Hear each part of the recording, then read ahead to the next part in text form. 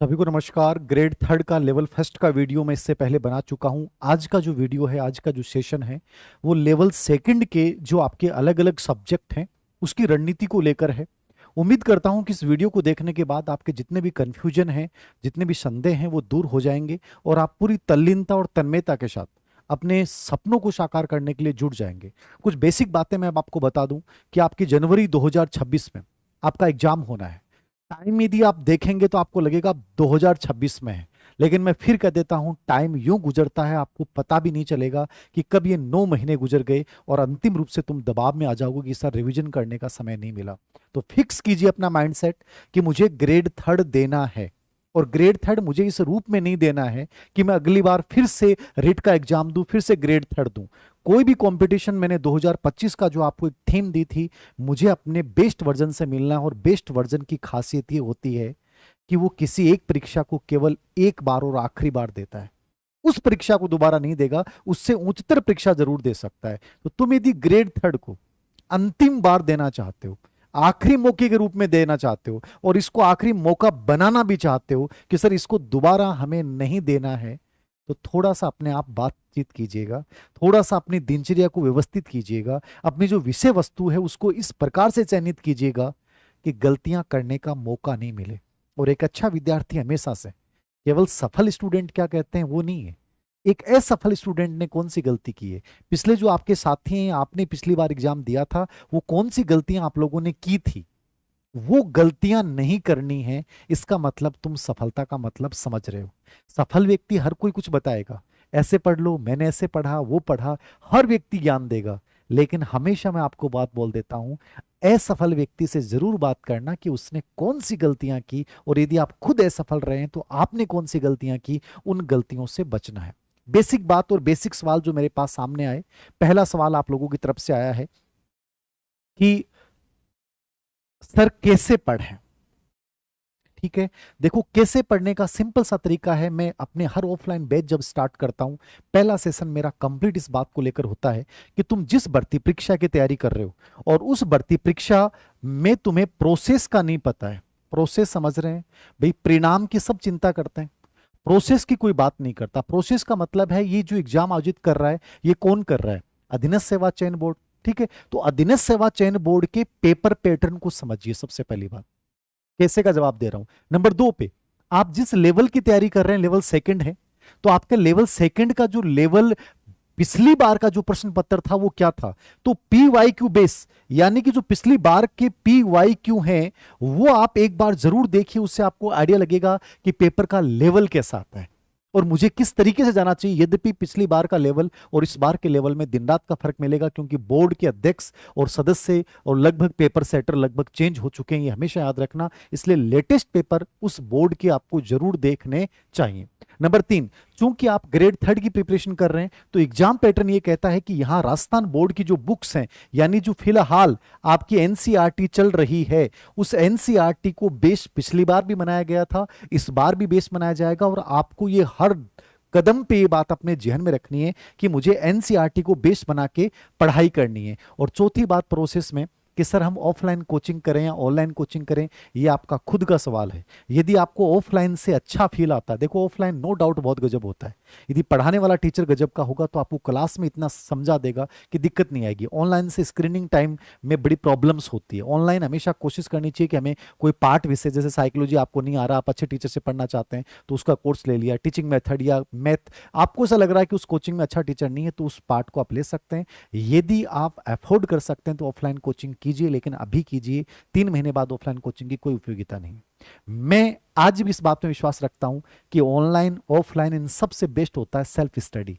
यदि तुम्हें कंटेंट अच्छा मिल गया, तुम्हें पढ़ने के तरीके पता हैं, तुम्हें प्रोसेस को पता है और एक बेस्ट दिनचर्या को तुम जीते हो, तो सेल्फ स्टडी से बेटर कुछ नहीं हो सकता। बाकी आपको क्या फायदा होता है वो चीज चुनिए, चाहे ऑफलाइन कीजिए चाहे ऑनलाइन कीजिए, चाहे टेस्ट सीरीज ज्वाइन कीजिए। सबके अपने अपने मुद्दे हैं। कई बच्चे ने सवाल पूछा प्रोसेस कैसे के तहत कि सर टेस्ट सीरीज कैसे ज्वाइन करें। देखो टेस्ट सीरीज का सीधा सा मानक होता है, जो टेस्ट सीरीज संबंधित टीचर बनाता है तो टेस्ट सीरीज ज्वाइन कीजिए। जैसे साइकोलॉजी की टेस्ट सीरीज होगी तो मैं हर पर्सन में खुद बनाऊंगा, प्रीदर्श से मैनेजमेंट के प्रश्न मैं बनाऊंगा, जीके के प्रश्न ओम प्रकाश शर्मा। हमारे यहाँ ऐसा नहीं होता है कंटेंट राइटर हमने रख लिया और वो क्वेश्चनों को नहीं, आप जो प्रॉपरली टीचर है बना रहा है, तो ऐसी कोई भी टेस्ट सीरीज कहीं भी आपको बेहतर मिलती है उसके साथ जाइए। किसी की बात मत सुनिए, मेरी बात नहीं मत सुनिए। जहां आपको लगता है कि ये टेस्ट सीरीज बेस्ट है उसको ज्वाइन कीजिए, अन्यथा टेस्ट सीरीज मत ज्वाइन कीजिए। उससे बेटर है कि आप PYQ हर टॉपिक को पढ़ने के बाद जरूर निकालिए। लेकिन मैं फिर बोल रहा हूं, ये कैसे का जवाब इस प्रोसेस में है। प्रोसेस प्रॉपर तरीके से, दिशा तुम्हारी इतनी क्लियर होनी चाहिए कि उस पर तुम्हें संदेह नहीं होना चाहिए, और अपना माइंडसेट सिंगल माइंडसेट बना लेना कि सर मैं ग्रेड थर्ड की प्रिपरेशन कर रहा हूं, मतलब मुझे अपना बेस्ट देना है। ये दिमाग में रखिए, बाकी सवालों को हटा दीजिए। यदि ग्रेड थर्ड कर रहे हैं तो कंप्लीटली समर्पित होकर कीजिए, फिर फर्क नहीं पड़ेगा पोस्टें कितनी आएंगी क्या होगा, इन सब सवालों से हटकर और अपना 100% दीजिए, रिजल्ट तुम्हारा 100% आएगा। दो चीजें, प्लानिंग जरूर कीजिए। हम जितने भी साइकोलॉजी में टर्म्स पढ़ते हैं, जितने भी उपलब्धि परीक्षण पढ़ते हैं, सबसे पहले योजना होती है। तो योजना बना लीजिए और योजना को दो भागों में डिवाइड कीजिए, लॉन्ग टर्म और ST, लॉन्ग टर्म प्लान और शॉर्ट टर्म प्लान। ठीक है, ये दोनों बनाइए। लॉन्ग टर्म प्लान होगा आपका 9 महीने का, कि 9 महीने में आपको कैसे कैसे पढ़ना है, और शॉर्ट टर्म प्लान बनाइए हर महीने का। ठीक है, जिसमें इस महीने मुझे ये चीजें कवर करनी है, 2 महीने बाद ये चीज कवर करनी है। लॉन्ग टर्म और शॉर्ट टर्म प्लान आपकी स्टडी टेबल के आगे चिपकना जाना चाहिए, ये 100% फॉलो करना है। यानी पहले प्लानिंग सबसे इंपॉर्टेंट होती है। सामग्री को लेकर मैं अभी चर्चा कर लूंगा। ठीक है, फिर कह रहा हूं, एक वर्ष, एक सही ढंग से बिताया गया एक वर्ष तुम्हारे पिछले 20 सालों की विफलताओं को भुला देगा। याद रखना इस बात को, एक वर्ष तुम्हारी 20 साल की विफलताओं को भुला देगा। इस दृष्टिकोण से, इस ललक के साथ तैयारी कीजिएगा, अन्यथा मत करना। करो ना तो इस जज्बे के साथ करना है कि सर वो गलतियां जो और लोग करते हैं वो गलतियां नहीं करूंगा। एक अच्छा दिनचर्या, इसको लेकर भी बच्चों के सवाल थे कि सर एक दिनचर्या के लिए बताइए। तो ग्रेड थर्ड की तुम प्रिपरेशन कर रहे हो, मेरे अकॉर्डिंग जो बेस्ट दिनचर्या तुम्हारे सामने हो सकती है, सबसे पहली चीज जो तुमने तय की कि सर मुझे ग्रेड थर्ड में बनना है, तो दिनचर्या में सबसे बेस्ट चीज जो मैं आपको बता रहा हूं, योजना तो आपकी होगी, प्लानिंग आपकी डेली की होगी। सुबह उठते ही प्लानिंग करोगे कि आज मुझे ये चीजें कवर कवर करनी है। नंबर 2, दिनचर्या में निरंतरता, कंसिस्टेंसी को हमेशा बरकरार रखना, चाहे कितना भी इंपॉर्टेंट डे क्यों नहीं हो। 3 से 4 5 घंटे आप जरूर निकालना, चाहे 12 घंटे मत पढ़ना, 4 घंटे पढ़ना, बट एकाग्रता और रस के साथ पढ़ना कि मुझे ये नौकरी बहुत पसंद है, और अपने आप को उस रूप में देखना शुरू कर दो। आप लाइफ में वही बन जाते हो जो पूरे दिन जिसके बारे में सोचते हो। तो अब यदि ग्रेड थर्ड टीचर बनना तो उसके बारे में सोचना शुरू कर दीजिए। निरंतरता को अपनी दिनचर्या का हिस्सा बनाइए, योजना प्रतिदिन की आपकी बनेगी। ठीक है, तीसरा, शांत रहना कभी भी। ये मेरे लक्षण बता रहा हूं जो मैंने इसको फॉलो किया हमेशा से। कोई कुछ भी बोले, अलग अलग बातें आएंगी, अलग अलग वीडियो आएंगे, घर वाले भी कई बार आपको क्रोधित करने की कोशिश करेंगे, शांत रहें जब तक अपने सपनों को पूरा प्राप्त नहीं कर लेते हैं। गुस्सा कहीं नहीं, जब कुछ नहीं हो रहा है, याद रखना, लोग भटकाने की कोशिश करें तभी भटकिए मत। डिस्ट्रैक्शन, आकर्षण से बच के रहिए। आकर्षण का मतलब समझ गए ना, जब भी आप बाहर निकलते हैं बहुत सारी चीजें होती हैं, चाहे लड़कियों का चक्कर हो, चाहे लड़कियों के लिए लड़कों का चक्कर हो, चाहे मोबाइल हो, ये बहुत सारी चीजें होती हैं जो जिंदगी में आपको लगता है कि जरूरी है, लेकिन बेटा कैरियर से बढ़ के इस समय कोई जरूरी नहीं होता है। मैं फिर बोल रहा हूं, आकर्षण से परे रहोगे तो एकाग्रता बनी रहेगी। मैंने एक इंटरव्यू पढ़ा था एक IIT बच्चे का, और उसने एक बात बोली थी कि मुझे एक लड़की बहुत पसंद थी और मैं चाहता था कि मैं उससे प्यार करूं, वो मुझसे करती थी, लेकिन मैं जब भी घर लौटता था और अपने घर की दीवार पे बैठा बैठा सोचता था कि मेरे मम्मी पापा जो इस समय मजदूरी कर रहे हैं मेरे सपनों के लिए, नहीं, मुझे इस समय इन चीजों में इन्वॉल्व नहीं होना। तो आकर्षण से बचे रहना। यदि 6 महीने भी आकर्षण विहीन निकाल दोगे, जिंदगी बन जाएगी, याद रखना। और पांचवा, एक्शन जरूर लेना है। एक्शन का मतलब है तुमने जो सोचा है उसको पूरा करना, ये प्लान जो बनाया है उसको पूरा करना है। ऐसे नहीं कि आज मेरे से मोटिवेट होकर आपने सोच लिया, प्लान नहीं कर रहे हो, डेली PYQ हल कर रहे हैं तो कर रहे हैं, डेली चैप्टर पढ़ रहे हैं तो पढ़ रहे हैं, डेली आप 10 मिनट प्रेयर कर रहे हैं तो कर रहे हैं। मतलब जो चीजें आपके रूटीन की हैं उनको 100% फॉलो कीजिएगा। और सातवीं और अंतिम चीज है, हैबिट जरूर बनाना। और हैबिट का मतलब क्या है? Positive habits. पॉजिटिव हैबिट्स यही हैं कि आप एक समय एक काम कीजिए, ठीक है, और बाकी चीजों को अपने उस समय से हटा के रखिए। एक निर्धारित टाइम को फॉलो कीजिए, जिस टाइम तुम पढ़ रहे हो उसी को अपने रूटीन का हिस्सा बना लीजिए, टाइम को बार बार मत बदलिए। और तीसरी सबसे इंपॉर्टेंट चीज है, हैबिट बना लीजिए कि चाहे लाइफ में 2 ही व्यक्ति हो आपके, चाहे एक ही व्यक्ति हो, लेकिन वो बेस्ट होना चाहिए। जिससे आप अच्छी चीजें शेयर कर पाए, जिसके साथ आप इंटरेक्शन कर पाए। एक भी नेगेटिव व्यक्ति तुम्हारी लाइफ में है तो चाहे मैं कितना ही अच्छा पढ़ा दूं, तुम कितनी अच्छी जगह पढ़ लो, सब फ्लैप्स हो जाएगा। तो थोड़ा सा इन चीजों को फॉलो कीजिएगा और इसके साथ अच्छी दिनचर्या के साथ अपने आज से स्टार्ट कर दीजिए, कल से स्टार्ट कर दीजिए। पहली चीज, ग्रेड थर्ड में अपन लेवल सेकंड के अकॉर्डिंग जब प्रिपरेशन करते हैं, आपका सिलेबस लेवल फर्स्ट से थोड़ा सा डिफरेंट है। पहला काम ये करेंगे, हो सकता है कि आपने कर लिया होगा, नहीं किया तो आप जरूर कीजिएगा, पूरे सिलेबस का पाठ्यक्रम विभाजन कीजिएगा। मैं आपकी जगह होता तो क्या करता वही बता रहा हूं। पाठ्यक्रम विभाजन मैं सबसे पहले करता। पूरे पाठ्यक्रम को अपने अकॉर्डिंग विभाजित कीजिए, चाहे वो 4 रूप में पाठ्यक्रम विभाजन हो सकता है। ठीक है, जैसे आपके पहला 80 नंबर का पाठ है। कितने नंबर का पाठ है? 80 नंबर का जो पाठ है उसके अंतर्गत क्या आएगा? राजस्थान भूगोल आ रहा है, राजस्थान भूगोल, राजस्थान ज्योग्राफी है, इतिहास कला संस्कृति है, कला संस्कृति है, मतलब एक चार्ट बना लीजिए आप। और भाषा है, भाषा और साहित्य, ये पार्ट है पहले। लेवल फर्स्ट में भी सबसे इंपॉर्टेंट है, आपके भी सबसे इंपॉर्टेंट है। लेवल सेकंड जो है उसको मैं मेरे अकॉर्डिंग डिवाइड कर रहा हूं, सिलेबस में अलग है, मेरे अकॉर्डिंग 35 मार्क्स के अकॉर्डिंग मैं डिवाइड कर रहा हूं। और इस पार्ट में आप जो डिवाइड करोगे उसमें क्या जोड़ोगे? राजस्थान सामान्य ज्ञान, जिसमें प्रतीक चिन्ह, उद्योग, फ्लैगशिप योजनाएं, ठीक है ना, राजस्थान सामान्य मतलब जीके सामान्य ज्ञान, राजनीतिक प्रशासनिक व्यवस्था, ये ठीक है एक तो। और एक पार्ट इसमें जोड़ लेना करंट को। 35 नंबर का पार्ट, ये वैसे 50 का है बट यहां मैं 35 नंबर का डिवाइड कर रहा हूं। फिर देखना 30 नंबर पे आप जो पार्ट करोगे उसको आप बनाओगे साइकोलॉजी, परिदृश्य, क्योंकि जुड़े हुए पार्ट हैं, और आईसीटी। ठीक है, ये 28% इसके आते हैं, मतलब लगभग 50 नंबर का पार्ट ये हो गया। 50 नंबर का पार्ट है, इसको अलग कर लीजिए। और लास्ट में आपका विषय और विधियां, टीचिंग मेथड, ये आपका 120 प्लस 20 यानी टोटल 140 नंबर।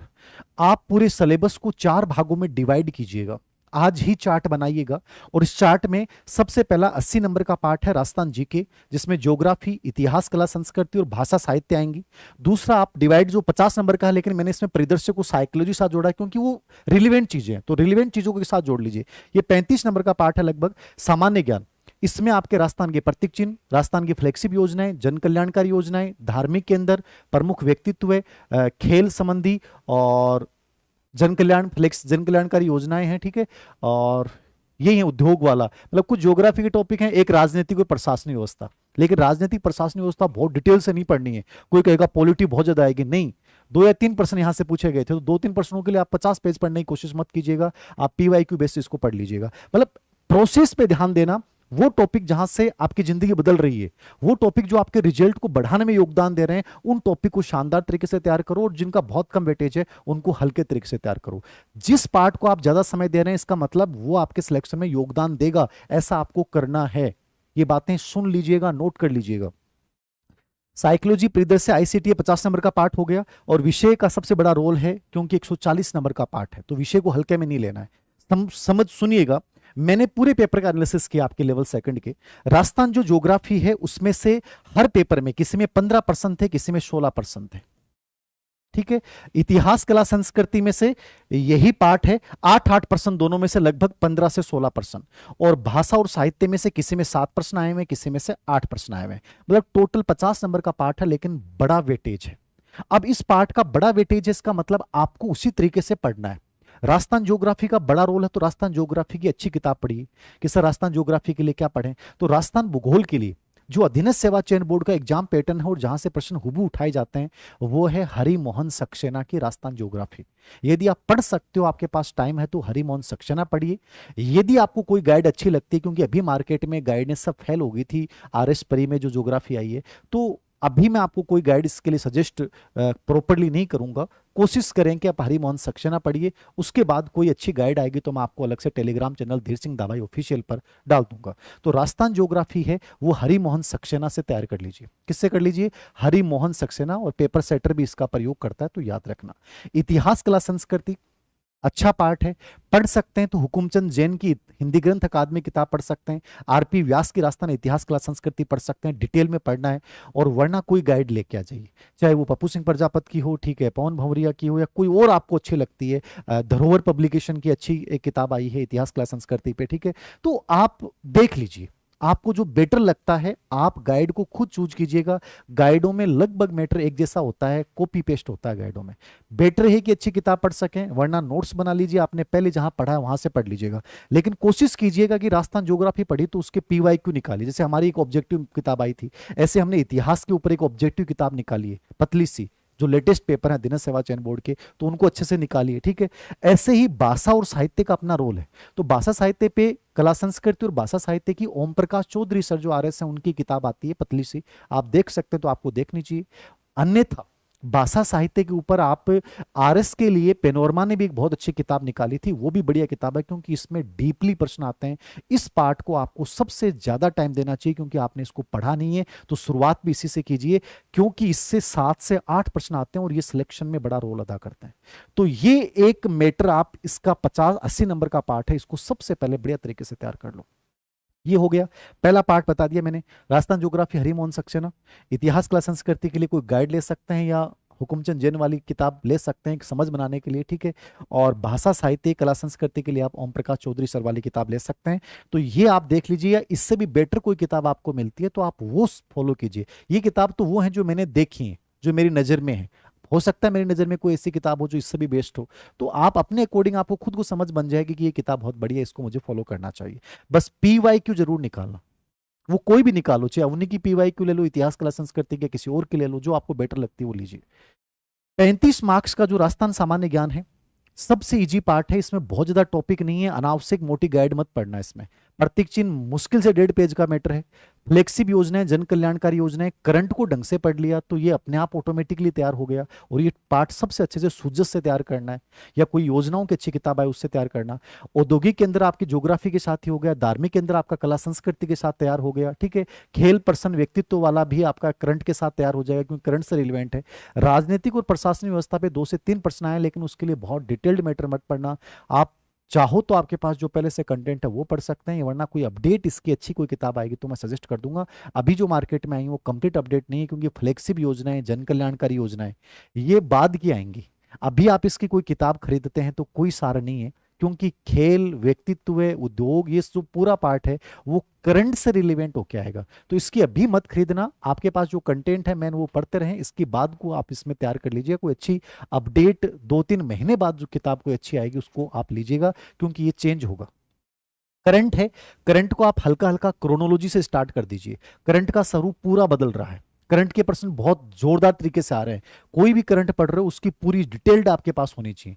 पुरस्कार पढ़ रहे हो, पुरस्कार का पूरा ब्यौरा होना चाहिए। योजना पढ़ रहे हो, योजना का पूरा ब्यौरा होना चाहिए। और स्पेशली स्पोर्ट्स के प्रश्न बहुत अच्छे लेवल के आ रहे हैं, अदर एक्टिविटीज पे, तो थोड़ा सा इसको उसके बदलते हुए स्वरूप से तैयार कीजिएगा। मंथली मैगजीन जरूर पढ़िए, ताकि कॉन्फिडेंस बना रहे कि मैं करंट पढ़ रहा हूँ। और लास्ट में फिर कोई भी मूमल का वार्षिकांक या कोई भी गाइड आती है उसको देख लीजिएगा। ये ठीक है, ये इस पार्ट के लिए हो गया। ये दोनों पार्ट बाद में पढ़ने वाले हैं, इसकी अभी कोई किताब मत खरीदना, इनको साथ साथ कोई करंट से पढ़ लो, अभी वैसे गाइड मत खरीदना।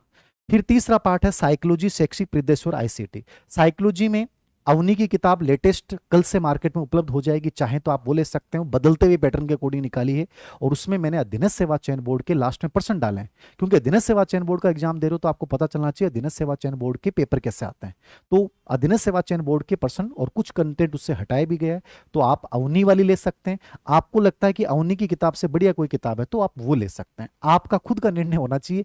ये नहीं है कि धीर सिंह दवाई सर कह रहे हैं मेरी ले लो, नहीं, मेरी वाली से भी कोई बढ़िया लगती है तो वो पढ़िए। बस ये तय है कि प्रश्न बाहर नहीं आता है अपनी से, अपनी किताब का रिजल्ट सबसे बेस्ट रहता है, लेकिन फिर भी आपका मन मांगे वो किताब चुनना, मेरी वजह से उस किताब को मत लेना आप, ठीक है।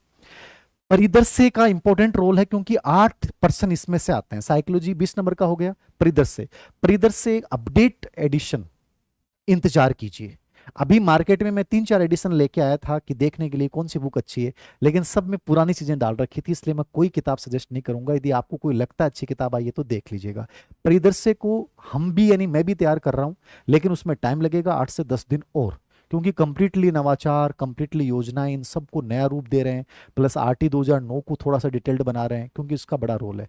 तो अवनी वाली जो आएगी वो 10 दिन बाद में आएगी, उससे बढ़िया यदि कोई किताब पहले आपको आ जाती है और उसके बाद भी आती है तो आप देख लीजिएगा। नवाचार के 8 प्रश्न आएंगे, तो अभी इंतजार कीजिए, मार्केट में कोई अभी किताब अच्छी नहीं है, अपडेट आएगी। आईसीटी पिछली बार 9th और 10th की किताबों से पूछा गया था, प्रैक्टिकल पूछा गया था। आपको कंप्यूटर समझ में आता है तो बढ़िया बात है, खुद पढ़ लीजिए, वरना कोई पर्टिकुलर छोटा मोटा कोर्स ले लो, ठीक है। यद्यपि हमने भी जारी किया, बट उससे भी कोई बढ़िया आपको मिलता है तो आप ले सकते हैं, बट इसको देख लीजिएगा, क्योंकि 5 प्रश्न है। 5 प्रश्न के लिए बहुत ज्यादा कंटेंट भी नहीं पढ़ सकते, लेकिन छोड़ भी नहीं सकते, क्योंकि थर्ड ग्रेड एक ऐसी एग्जाम है जहां जो ऑलराउंडर प्रतिभा दिखाएगा वो बनेगा। यहाँ एक पक्षी नहीं चल सकता कि आपका विषय अच्छा से नहीं, आपका साइकोलॉजी भी अच्छा, परिदृश्य भी अच्छा, आपका करंट भी अच्छा, आपका जीके भी अच्छा, आपका सब्जेक्ट भी अच्छा, आपका मेथड भी अच्छा। जो ऑलराउंडर प्रदर्शन करेगा वो ग्रेड 3 में टीचर बनेगा, तो थोड़ा सा ये देखना है। तो ये आईसीटी वाला आप वो 9th-10th वाली किताबों से पिछली बार हुबहू पूछा गया, वो किताब पढ़ सकते हो तो पढ़ लेना, वरना कोई पतली बुकलेट आएगी तो मैं सजेस्ट कर दूंगा। अब बात करते हैं अपन विषय और शिक्षण विधियों की। देखो, विषय और शिक्षण विधियों का बड़ा रोल है लेवल सेकंड में। आपके सबके अलग अलग विषय हैं, वो तो कॉमन पार्ट है जो आपको तैयार सबको करना है। अब मान लीजिए आप हिंदी के हैं, तो हिंदी के लिए क्या बेस्ट पढ़ें? अभी देखो मार्केट में वैसे गाइडें तो आई नहीं है, सबसे बेस्ट तो है कि रीट का जो ग्रेड 3 का पैटर्न है वो पूरा राजस्थान बोर्ड की बुक्स पे आधारित है। तो आप राजस्थान बोर्ड की जो आरबीसी बोर्ड की किताबें हैं, जो एनसीईआरटी फिलहाल चल रही है, इसको सबसे अधिक फॉलो करना आप, ये मेरी पर्सनल राय है। फिर भी कोई गाइड आपको अच्छी लगती है, कोचिंग कर रहे हैं तो कोचिंग के नोट्स को ही पढ़ना, बाकी मत पढ़ना, बस पीवाई क्यों निकाल लेना। अच्छी कोचिंग है, अच्छा कंटेंट पढ़ाया जा रहा है, वरना मत टेंशन लेना। जहां आपको संतुष्टि होनी चाहिए कि बेस्ट है, तो फिर उसके बाद बदलना मत। हिंदी विषय के लिए आप राजस्थान बोर्ड वाली जो किताब है या कोई भी व्याकरण राघव प्रकाश की पढ़ सकते हैं। एक जो हमारे मित्र हैं मैया सर, उनकी भी बहुत अच्छी किताब आती है इनके ऊपर, वो आप देख सकते हैं, व्याकरण वगैरह साहित्य वगैरह अच्छा मैटर डाला है, तो मैया सर वाली किताब देख सकते हैं इसके ऊपर। हिंदी मेथड के ऊपर अवनी की हमने निकाली थी, रीट में भी उससे सभी प्रश्न आए, तो अवनी की जो हिंदी मेथड की किताब है वो देख सकते हैं, या इससे बेटर कोई मिलती है तो वो देख लीजिएगा। मेथड बहुत आसान आता है थर्ड ग्रेड में, और 5 ही टॉपिक हैं, विधियां, चुनौतियां, निदानात्मक, उपचारात्मक शिक्षण और मूल्यांकन। बस पीवाई को जरूर पढ़ने, तो इसमें दोनों चीजें डाल रखिए।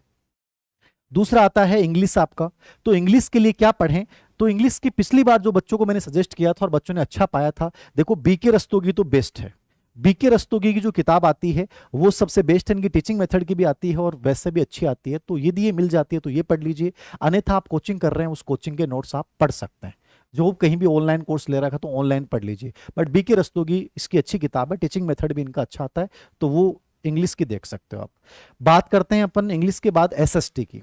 एसएसटी में क्या पढ़िए? देखिए पिछली बार जो एसएसटी का पैटर्न था वो राजस्थान बोर्ड की बुक्स के आधार पे पेपर आया था, तो राजस्थान बोर्ड की बुक्स जो हैं स्पेशली 6 से लेके 10 तक की तो पढ़नी है, जो टॉपिक सिलेबस में, वो पूरे नहीं पढ़ने, 6 से 10 तक के जो टॉपिक सिलेबस में वो पढ़िए।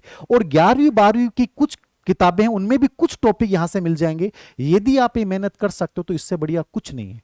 फिर भी इसकी कोई गाइड अभी मार्केट में आई नहीं है, आएगी तो मैं आपको बता दूंगा कि ये गाइड में अच्छी मेहनत की गई, आप देख लेना। बाकी मेरे अकॉर्डिंग फिलहाल आपके पास 6 से 10 तक की किताबों को शुरू कर दीजिए और वहां से टॉपिक उठाइए और उसके नोट्स बना लीजिए अपनी भाषा में सरल रूप से, अनावश्यक कंटेंट एकत्रित मत कीजिएगा। तो एसएसटी जो है वो बढ़िया है। टीचिंग मेथड जो इसमें 20 नंबर का पार्ट है, इसमें आप मंगल की किताब भी आती है, अवनी की भी हमने निकाल रखी है, और इसका थोड़ा सा थर्ड ग्रेड के अकॉर्डिंग लेटेस्ट पीवाईक्यू बेस एक एडिशन हम और निकालेंगे, तो वो भी आप देख सकते हैं, या कोई और इससे बढ़िया मिलती है तो वो भी आप देख सकते हैं। तो लेकिन इन किताबों को जरूर फॉलो कीजिएगा, पीवाईक्यू निकालिएगा, और ये क्योंकि इसमें कई विषय हैं इसलिए थोड़ी सी मेहनत ज्यादा करनी पड़ेगी। उसके बाद बात करता हूं मैं विज्ञान और गणित के, साइंस और मैथ की, ठीक है। तो विज्ञान और गणित के लिए क्या पढ़ें?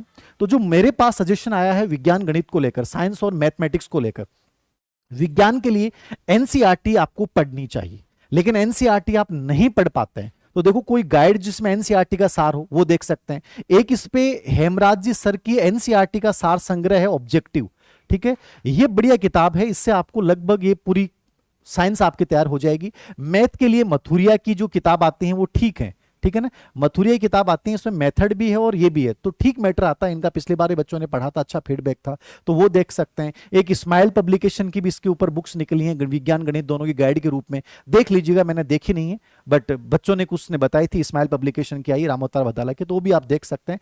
मथुरिया, रामोतार भदाला, या और कोई अच्छी किताब है यूएस शेखावत आरबीडी पब्लिकेशन से आती है, वो भी आप देख सकते हैं, अच्छी किताब है, तो इसको आप फॉलो कीजिएगा। ऑब्जेक्टिव में हेमराज जी सर के ले आइएगा, अच्छी किताब है उनकी, जिसमें पूरे पीवाईक्यू में पूरा एनसीईआरटी का सार है, तो इससे क्या है कि साइंस आपकी कंप्लीटली तैयार हो जाएगी। टीचिंग मेथड पे हम भी इस पे प्रयास कर रहे हैं कि अच्छा एडिशन आए, क्योंकि हिंदी का ऑल रखा है, गणित का हमने पहले निकाल दिया था, गणित विज्ञान दोनों का कंबाइंड निकालने का प्रयास करेंगे। बट आप फिर भी मार्केट से कोई किताब ले लेना, या रेट में जो पढ़ा है वो भी पढ़ लोगे तो बहुत है, मतलब टीचिंग मेथड रेट वाले आपके काम आ जाएंगे।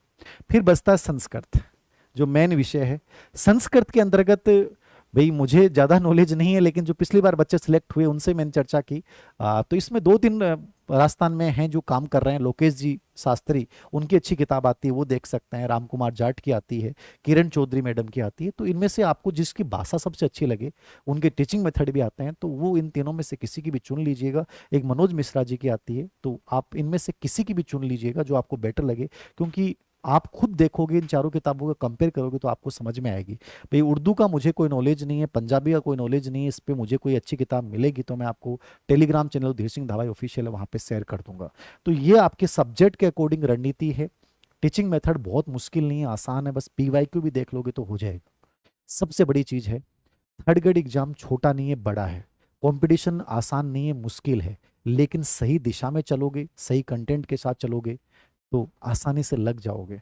ये गोल्डन चांस है मेरे अकॉर्डिंग, क्योंकि बार बार तैयारी करना बड़ा मुश्किल काम होता है, तो एक बार अच्छे से कर लीजिए, ढंग से पढ़ लीजिए, लग जाओगे। और जॉब लगना सबसे बड़ी प्रायोरिटी होनी चाहिए, उसके बाद आप सेकंड ग्रेड करो, ग्रेड फर्स्ट करो, आपकी मर्जी है। तो मेरे अकॉर्डिंग ये मेरे कुछ सुझाव हैं, इनको आप फॉलो करते हैं तो निश्चित रूप से अपन आने वाले वर्ष 2026 में पेन के साथ मिलेंगे। आप कितने बच्चों को पेन लेना है ये आप जानते हैं। वास्तव में तुमने यदि पक्का इरादा कर लिया है तो तुम 100% पहुंच जाओगे, अन्यथा तो वही बातें हैं, हम फिर रिट की तरह कि सर ये हो गया वो हो गया। तो ये शिकायतें आपको करनी है या आपको इस वक्त को और अपने भविष्य को बदलना है, ये तुम्हें तय करना है। तो आप सभी को शुभकामनाएं ग्रेड थर्ड के लिए, और कोई अच्छा कंटेंट आएगा तो मैं सजेस्ट कर दूँ। Thank you very much.